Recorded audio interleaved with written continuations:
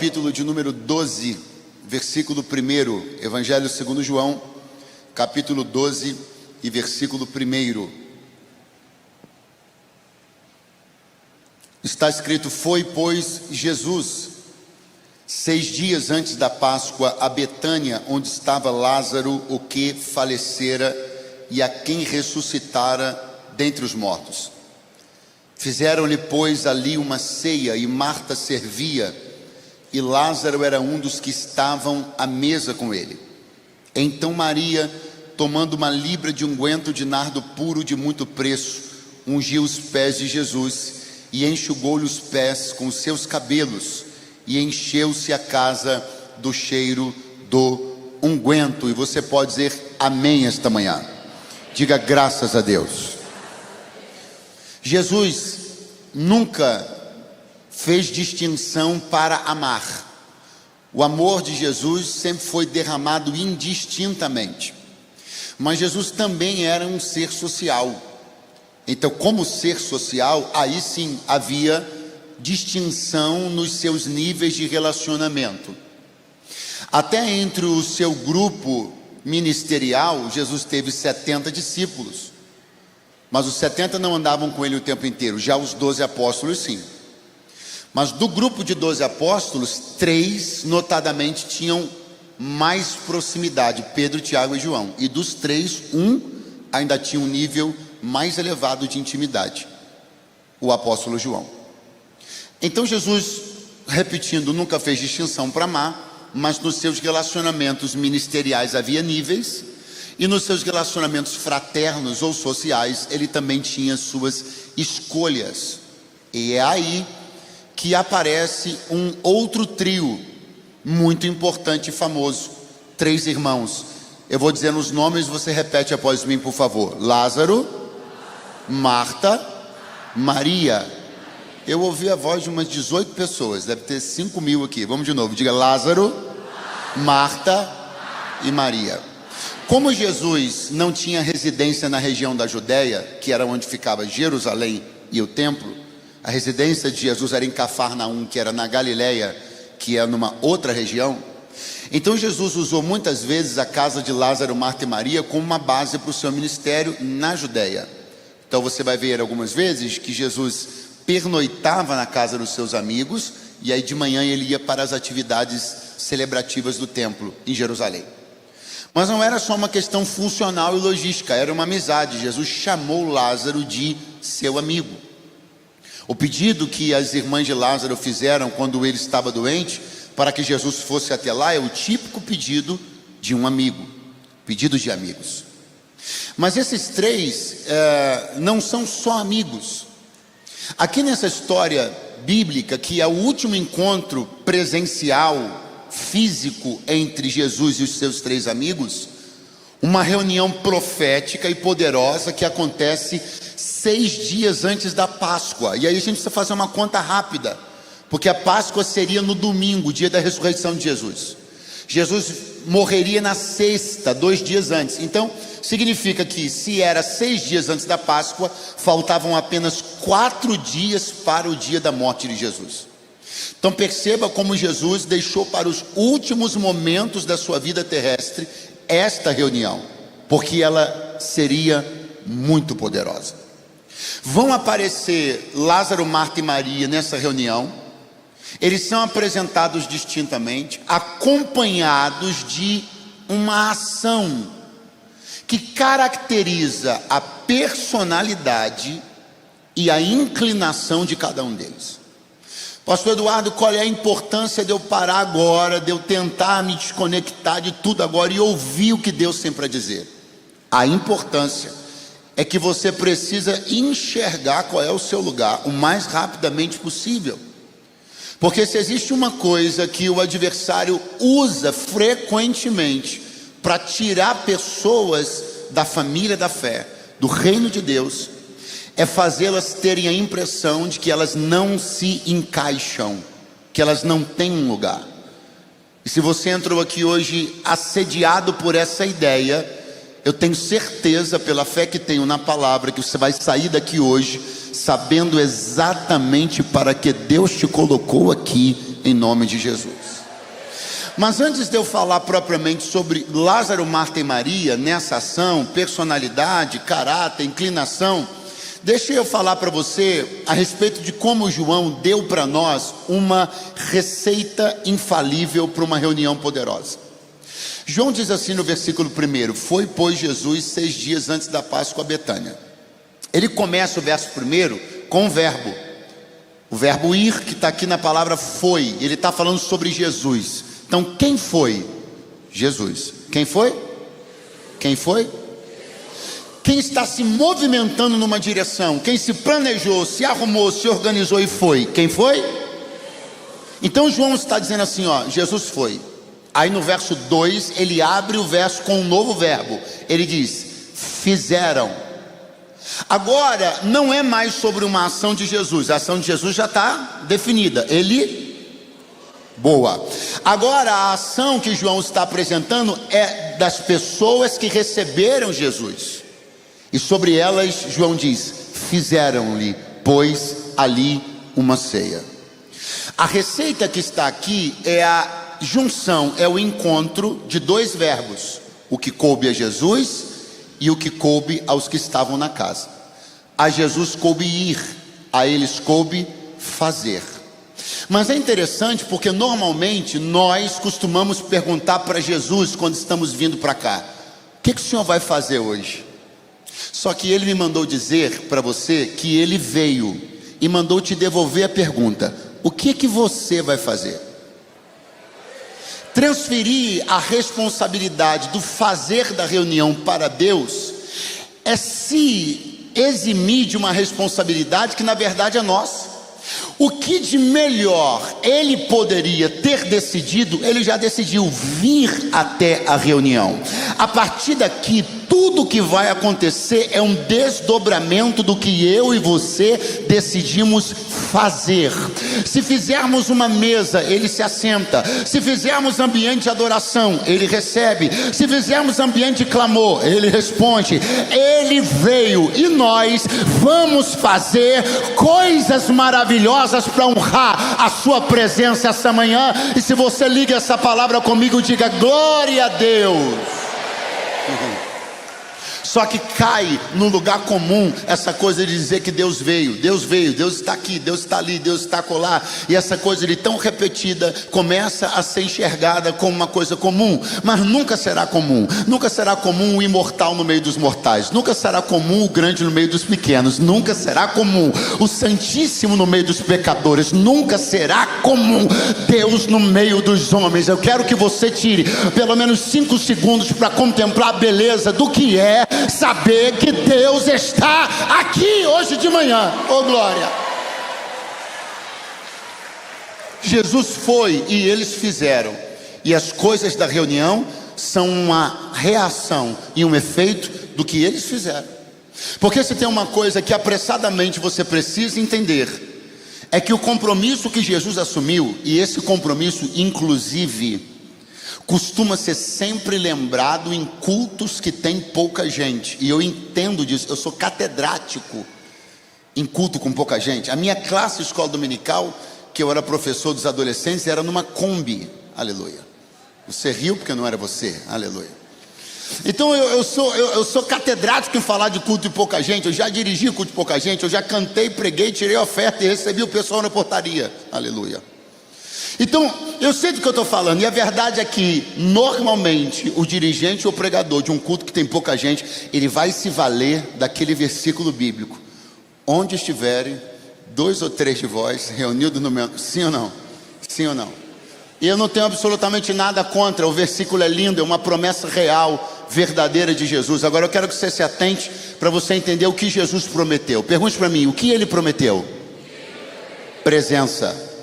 Ele falou assim: eu vou estar presente. Se vocês fizerem a reunião pela razão certa, em torno de mim, por causa de mim, eu garanto, eu vou estar presente.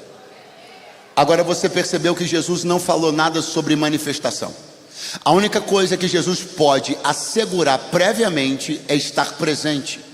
A manifestação de Jesus é independente da sua presença. Ela precisa ser despertada provocada, suscitada através do que acontece na reunião. Escute o que eu vou lhe dizer: existem reuniões onde Jesus está presente, mas não está manifesto, porque ele atende a um compromisso que firmou de estar presente, mas o desdobramento da reunião inibe a sua manifestação. O desdobramento da reunião coíbe a sua manifestação. Mas como ele disse que estaria, como a reunião foi no nome dele, ele está presente, mas não pôde manifestar-se devido ao que a reunião apresentou para ele. Mas eu quero dar glória a Deus, porque hoje pela manhã aqui em Alphaville não é assim não. Aqui ele está presente e está manifesto também. Então levante a sua mão, chama a responsabilidade para você e faz alguma coisa que suscite a manifestação de Deus no nosso meio essa manhã. Jesus disse: eu vou estar presente. Eu vou estar presente, e a depender de como a reunião se desenrole, eu vou me manifestar graciosamente, gloriosamente, poderosamente. Se houver um ambiente de ética, se houver um ambiente de devoção, se houver um ambiente de prostração, eu vou me manifestar. Então essa receita de reunião é para a gente nunca mais esquecer. Jesus entra com a presença, a gente entra com o fazer. E vamos fazendo, construindo altar de adoração, vamos fazendo, construindo oferta, cântico, clamor. A gente vai entregando e ele vai se manifestando à medida do que entregamos. Agora repare bem, porque João diz então que os irmãos Lázaro, Marta e Maria estavam presentes na reunião, realizando, fazendo, e cada um deles, como eu disse lá no início, tem uma inclinação particular que diz respeito ao seu caráter, à sua personalidade, porque nós somos diferentes. Não sei se você já percebeu, mas nós somos diferentes. E essa diferença entre nós, entre nossas personalidades, educação que tivemos, cultura que tivemos, isso apimenta, isso é um tempero para as nossas relações. Você imagina que coisa chata seria se todos nós fôssemos iguais, pensando igual, se todo mundo tivesse vindo do mesmo lugar, com a mesma formação, a mesma educação. Isso levaria a régua lá para baixo, porque são nas diferenças que as ideias diferentes dão novas sugestões, mostram novas perspectivas. Então Lázaro, Marta e Maria estão apresentados por João assim, ó. Marta servia. Diga comigo: Marta servia. Só que eu quero que você entenda, meu irmão, que não é um serviço que alguém precisou ir lá, mandar 200 mensagens, colocar Marta em 200 grupos de WhatsApp, perturbar ela até para... Não. É um serviço de uma espontaneidade, de um coração, de uma entrega, de um voluntariado maravilhoso. Eu posso chamar Marta, pelo que eu vejo na Bíblia a respeito dela, eu posso chamá-la de uma gigante do serviço. Diga comigo: Marta era uma gigante do serviço. Aí daqui a pouco a Bíblia vai apresentar para nós a nossa irmã Maria. E a Maria é apresentada assim: tomou uma rata de unguento de nardo puro e ungiu os pés de Jesus. Aí foi lá e enxugou-lhe os pés com os seus cabelos. Eu quero que você entenda uma coisa rapidamente, porque isso não é protocolar. Vamos falar de protocolo? Vamos lá. O camarada chegou na sua casa, mundo antigo. Você vai pegar água e vai oferecer para os pés dele, para os pés, água para os pés. O que se oferece para os pés? O que se oferece para os pés? Então você vai oferecer água para os pés. Vamos falar de protocolo. Você quer honrar essa pessoa, você quer distingui-la entre todas as demais, você pode ungir a cabeça dessa pessoa. Eu falei ungir a cá. Você viu o que Maria fez? Ela pegou a unção, que normalmente era administrada na cabeça do convidado, e ela colocou nos pés de Jesus, onde normalmente se colocava água. Então isso não diz respeito à reprodução de nenhum protocolo. Pastor, mas talvez se eu abrir a Bíblia no livro de Levítico e desfolhar, será que eu não vou achar alguma coisa cerimonial da lei judaica a respeito disso? Não. O que Maria está fazendo não é a reprodução de nenhum manual. Maria não leu isso em nenhum lugar, ninguém falou para ela fazer isso, ela não viu um crente na igreja fazer isso. Então essa adoração, ela é inventiva, essa adoração ela é criativa. Ela não é a reprodução robótica de uma coisa que me parece ser boa, é uma expressão espontânea e criativa do meu coração. Sabe o que eu quero profetizar sobre você, sobre mim também? Esse culto não acaba antes de você manifestar criativamente algo em adoração para Deus. Uma coisa que nunca na sua história de vida como crente você ofereceu. Hoje você, pastor, eu não sou do grito, pois hoje tu vai gritar. Pastor, eu não sou do levantar da mão, se prepara. Pastor, nunca caí, hoje tu vai se prostrar diante do Senhor em adoração. Está na hora de nós pararmos de reproduzir os manuais e começarmos a escrever os nossos próprios manuais de adoração. Aleluia! Seu jeito, sua forma, sua maneira. Não é entregar para Deus o que costumeiramente você entrega quando vai no estádio, quando fica feliz com uma coisa qualquer. Você tem que ter a coragem de manifestar aqui para o Senhor uma coisa que é fora do seu hábito normal. Pastor, meu grito no estádio vai aqui. Então aqui, você tem que gritar aqui.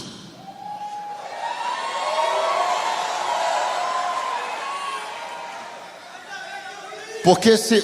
eu vou falar com os homens agora. Eu vou...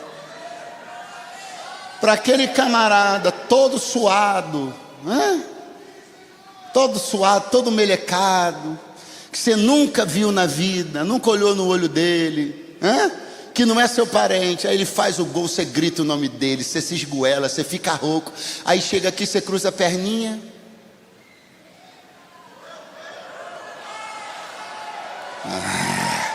Se para um cabra suado e peludo você está dando grito para Jesus de Nazaré, você não tem coragem de dar um aplauso, levantar essa sua mão, dizer um aleluia, dizer um glória a Deus?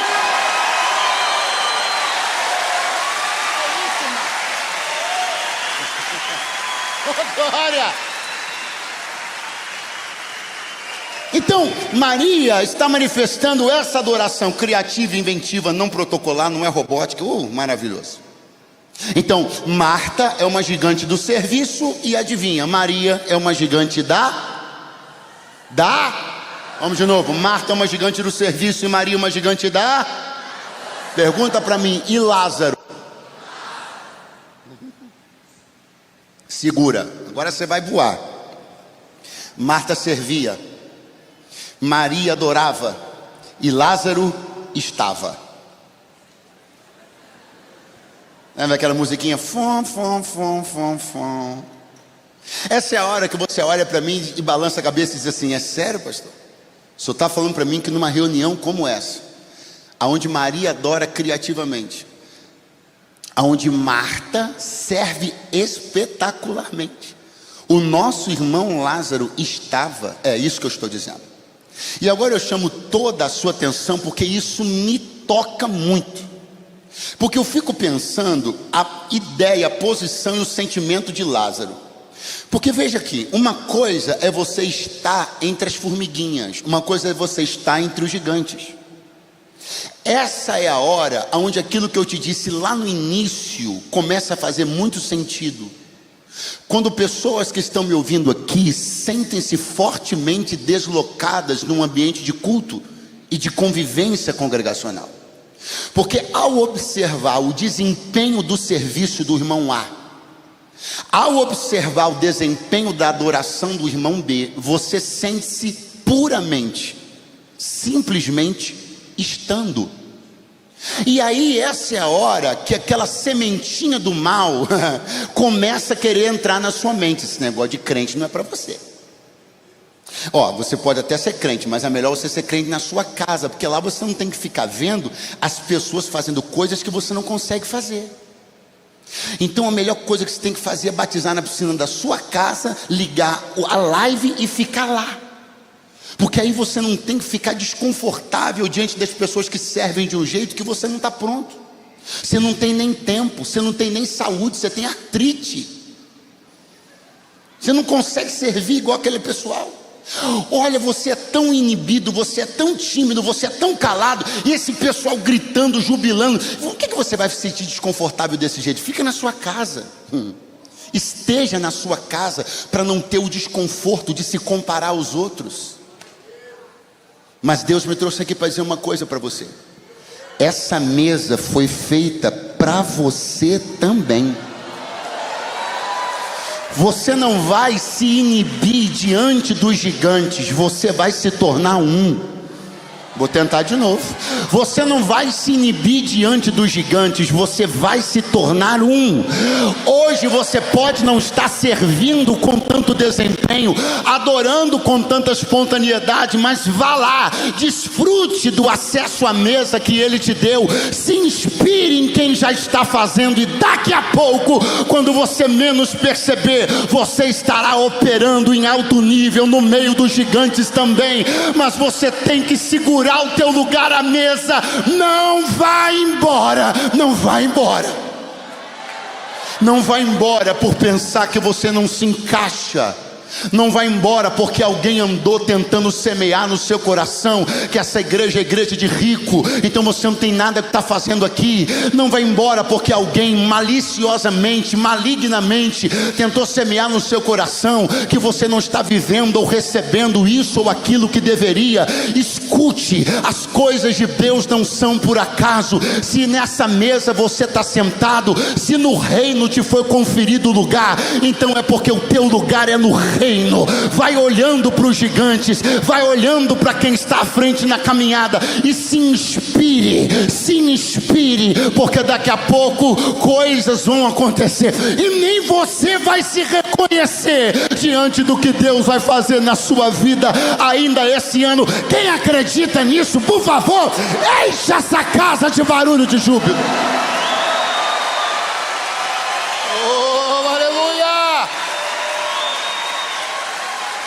Pega a mão da pessoa que está do seu lado, diga para ele assim: tem paciência comigo, por favor.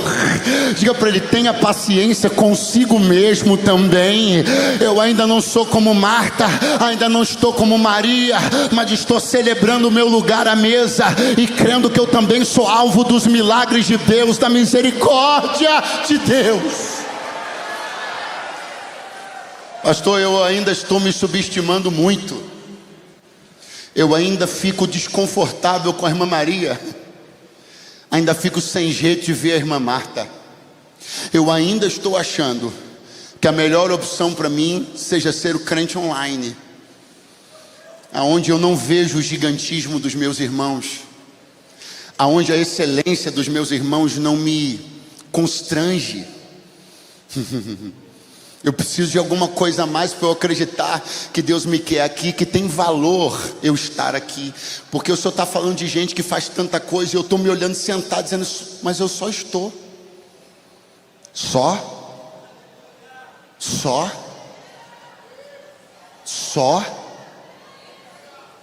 Vamos lá. Obrigado. Amém.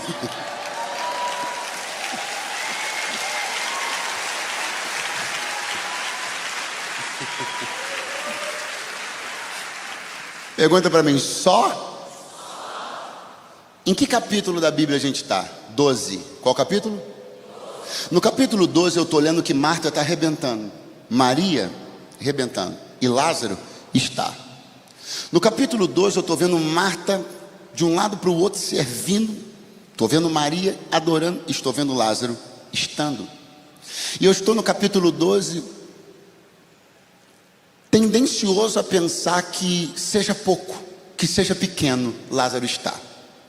Eu estou no capítulo 12 sendo tendencioso a olhar Lázaro diminuído diante do gigantismo das suas irmãs, que tão bem servem, tão bem adoram. Eu estou no capítulo 12 olhando Lázaro estar à mesa, e estou sendo inclinado a pensar que isso é uma coisa pequena. Só que parece que eu esqueci do que está escrito uma página para trás. Porque se você realmente insiste em continuar achando que é pouco Lázaro estar à mesa no capítulo 12, eu tenho que te lembrar onde ele estava no capítulo 11. No capítulo 11, Lázaro estava numa sepultura há 4 dias, enrolado em faixa e fedendo. Quando Jesus parou na porta do sepulcro e disse: Lázaro, venha para fora. Ele está sentado no capítulo 12, respirando, e não precisa fazer mais nada, não naquele dia, porque cada respiração de Lázaro é um grito de júbilo a um Deus que ressuscita mortos. Então escuta, meu filho, se você estava morto ano passado, não pode ser pequeno você está presente na reunião no dia de hoje. Oh, aleluia!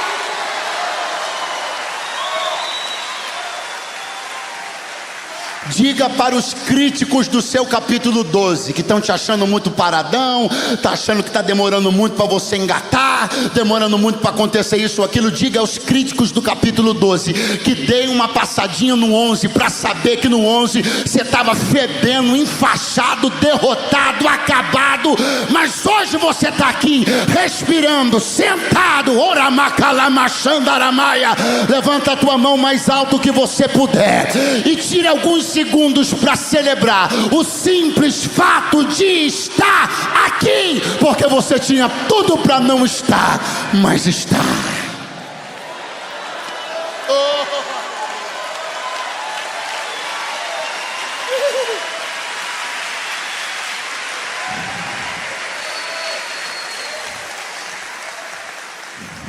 A pessoa que está do teu lado não é para ela, é só para você ensaiar. E como ela está do teu lado, vai ser com ela que você vai ensaiar. Dê uma olhadinha nos olhos dela e diga assim: se você não estava presente no meu capítulo 11, não vem falar do meu capítulo 12. Não vem diminuir meu capítulo 12. Não vem achar que não tem valor a minha presença nessa mesa. Se tu não estava lá e sentiu o cheiro, se tu não estava lá e chorou minha morte, se tu não estava lá e viu minha queda, se tu não estava lá, então não venha meter o seu bedelho onde você não foi chamado, não. Só quem viu o meu 11 valoriza meu 12. Eu não conheço você, nunca te vi, mas o Espírito que está na minha vida mandou eu te dizer: eu estava lá, eu sei de onde eu tirei você. Então faça o favor de valorizar cada minuto da sua presença nessa reunião. Aleluia!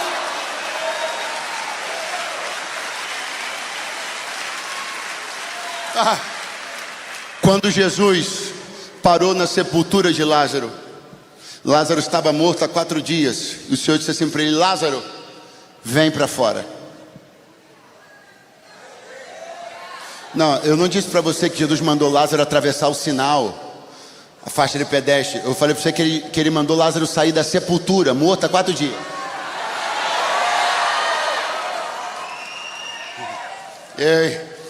E aí o Senhor falou para o pessoal assim: ó, tira as faixas, as ataduras dele. O que a gente faz agora? Deixa ele ir. Aí eu penso que algumas pessoas que têm aquela mentalidade de usar o favor como mecanismo de controle. Você já viu gente assim? Ele não presta para fazer um favor para você, porque ele te faz um favor, mas ele acha que você passa a depender da mentoria, direção, governo da vida dele a partir daquele momento. Então, a pessoa que te empresta R$150 e ela quer controlar a tua vida financeira daquele dia em diante até o último dia da sua vida. Tem pessoa que, se você falar para ela: cara, me ajuda que eu não estou me sentindo bem, a partir daquele dia ela vai querer medir sua glicose todo dia, vai te mandar uma dieta para você fazer. Mas não é porque ela é legal, é porque ela é chata. É porque ela acha que, por ter te favorecido, ela colocou em você uma cadeia e ela vai controlar a sua vida através do favor. Pessoas que usam o favor como mecanismo de controle são pessoas desagradáveis. Pelo amor de Deus, não seja um. Se você quer emprestar uma coisa para alguém, empresta, mas não empresta e depois fica controlando a vida da pessoa. Não seja chato. Aleluia. Então Jesus foi lá e falou assim: ó, deixa ele ir. Agora pare e pensa comigo, mas pensa direitinho. Se Jesus tivesse falado assim, ó, deixa ele ir, porque ele vai comprar 200 metros de tapete vermelho e vai estender na minha frente por onde eu passar. Eu te pergunto, estava caro ou estava barato para Lázaro? Não, tem gente que está fazendo conta ainda. Meu irmão, ele estava morto. Se Jesus ressuscita ele e fala assim, ok, agora você anda na minha frente, estende um tapete vermelho para me honrar. Estava caro ou barato? Caro ou barato? E se Jesus diz, desatar e deixar eu ir, porque ele vai vender todas as suas propriedades, sacar suas aplicações e vai ofertar no meu ministério. Estava caro ou barato? Caro ou barato? Só que Jesus não fez nada disso. Jesus deu o favor e deu a liberdade. O que eu fiz por você não vai fazer com que eu te obrigue a partir de então fazer o que eu quero. Eu te apresento a minha vontade e você tem a opção de aderi-la ou não. Isso é graça. Isso é graça. Jesus falou, desata e deixa ele ir. No 11, aí quando eu olho no 12, aonde ele está? Sentado à mesa.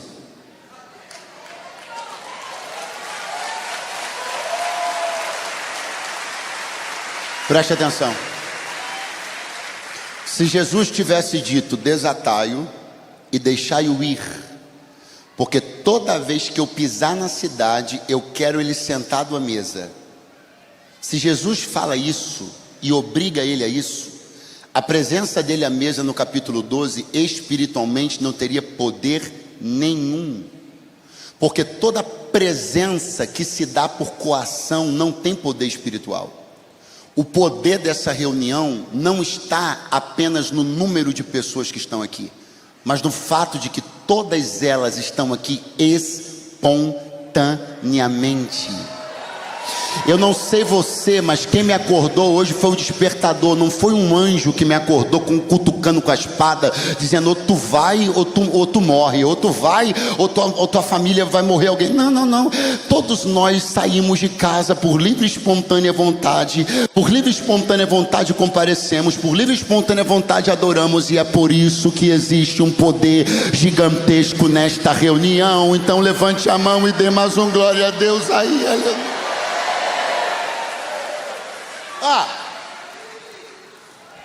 Lázaro é um personagem tão poderoso, que Lázaro ficou doente, morreu por causa da doença.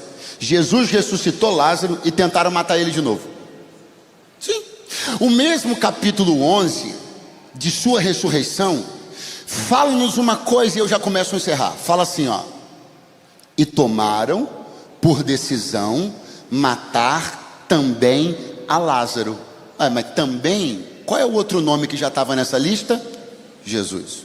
Os principais dos sacerdotes tomaram por decisão matar Jesus. E eles estavam, preste atenção nisso, eles estavam numa reunião. E essa reunião eles decidiram, vamos matar Jesus, vamos matar, não tem jeito. Ele está nos incomodando, ele está começando a criar um movimento que é imparável. Vamos matá-lo. Vamos matá-lo para que se cale sua pregação. Vamos matá-lo para que ele não continue fazendo o que ele está fazendo. Vamos matá-lo e vamos continuar pregando a ideia de que ele sempre foi um farsante. Aí alguém levantou a mão e disse assim: eu queria sugerir botar mais um nome nessa lista. E alguém perguntou: quem? Aí alguém falou: Lázaro. Lázaro? É um dos apóstolos? Alguém disse: não. Alguém perguntou: é pregador? Alguém disse: não. Alguém perguntou: então é cantor? Alguém disse: não. É um pacato cidadão de Betânia. Só tem um problema: ele morreu e ressuscitou. Segura. Aí alguém perguntou: não, tá, ok, mas ele prega? Ele é a mensagem.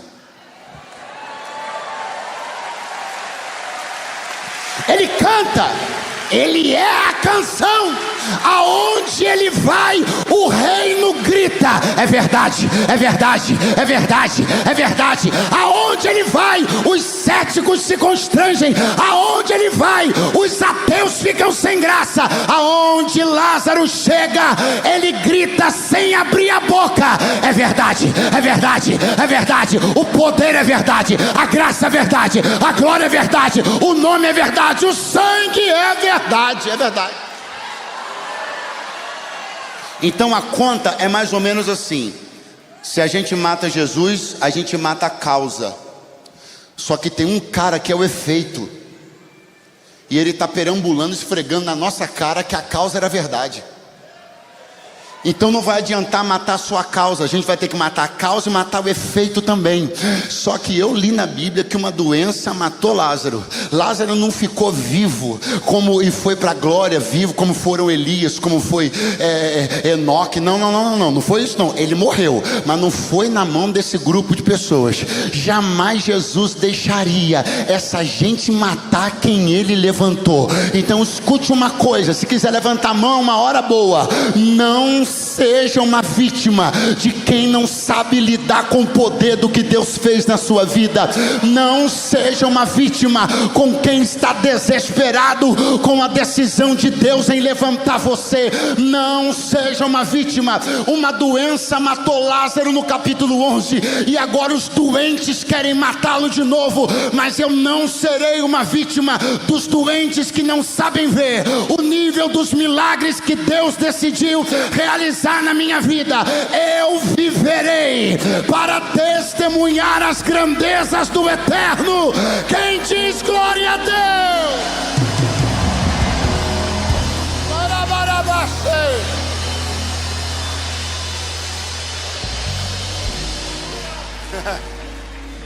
Pensa comigo, se numa manhã de segunda-feira comum, não estava assim um sol espetacular, estava até um dia meio nublado, meio assim, mas uma manhã de segunda-feira, pense se um saduceu, porque o saduceu tinha como um dos principais pilares da sua doutrina, não acreditar na ressurreição dos mortos. Então pense numa manhã de segunda-feira, um saduceu saiu de casa para ir na padaria de Betânia, com muita vontade de pregar a sua doutrina para o padeiro. E pense se naquela manhã de segunda-feira saiu de casa também um fariseu, muito animado a falar mal do ministério de Jesus para o padeiro. De repente estão o saduceu e o fariseu conversando com o padeiro. E o saduceu diz: fariseu, o saduceu, é tanto eu que eu também enrolei. O saduceu diz: seu padeiro, cuidado, você tem que entender uma doutrina importante. Ninguém que morra ressuscita dos mortos. Aí o fariseu, que também estava animado para pregar aquele dia, diz assim: ô padeiro, e ó, vou te falar, hein, cuidado com os falsos pregadores que estão levantando aí. Tem um em particular que era marceneiro, decidiu virar pregador, filho do José e da Maria, está arrumando uma confusão aí, levando multidão, mas ó, é picareta, hein, mentiroso, não acredite em nada que dizem que ele faz. O saduceu dizendo que ressurreição é mentira, e o fariseu dizendo que o ministério de Jesus é uma fraude. De repente, quem entra na fila do pão? Lázaro. Eu queria ver a cara do saduceu continuando a tentar pregar que a ressurreição não existe. Se alguém que a comunidade inteira de Betânia testemunhou que estava morto há 4 dias e foi ressuscitado por Jesus, está pedindo 5 pães e 1 litro de leite. Eu queria ver a cara do fariseu para sustentar que o ministério de Jesus é uma fraude. Se Lázaro está pedindo 200 gramas de presunto não, presunto que o judeu não come presunto, de queijo prato. Eu tenho uma coisa para dizer para você, meu irmão: vai só para a padaria, acorda amanhã de manhã e só sai de casa, porque cada passo teu insulta o inferno e glorifica o nome do Senhor.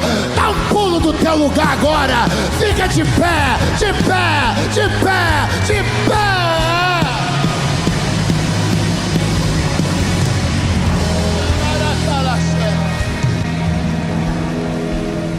Grite bem forte: tem um lugar.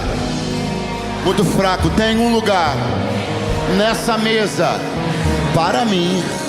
Mais fraco, grite forte: tem um lugar nessa mesa para mim. Tem um lugar nessa mesa para mim. Eu quero profetizar sobre a tua vida o escudo da fé, o capacete da salvação. Pastor, o que tem isso a ver? Para você poder apagar os dardos inflamados do maligno, aqueles dardos que tentam acertar seu coração, dizendo que você não tem lugar aqui, que essa comunidade não parece com você, que você não tem a desenvoltura para fazer isso, você não tem a espontaneidade para fazer aquilo, você não tem nem tempo, você não tem saúde.